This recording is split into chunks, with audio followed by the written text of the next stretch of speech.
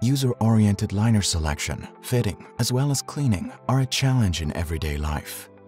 Because the most important thing about prosthetic liners is safety and comfort. The Strifenator Context Gel Liner is suitable for sensitive residual limbs and low activity. For high activity and good soft tissue coverage, the more robust silicone liner is a good choice. Of course, optimal comfort is only possible with the right size.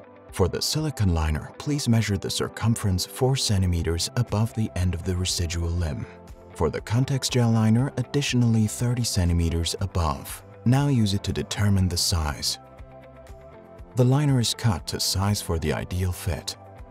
Please note, clean the liner thoroughly before the first skin contact. The cut must be made with a pair of wavy scissors, either in a straight line or at an angle. In this case, it is better to leave it a little longer. To put the liner on, turn it over, apply it as tightly as possible, and then slowly roll it up. To take it off, simply unroll it again. The residual limb liner are cleaned every evening with Strifenator 10H2 cleansing lotion and plenty of warm water.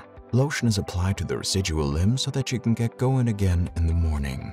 More information is now available at strifenator.com/op. All clear? Then simply share the video now.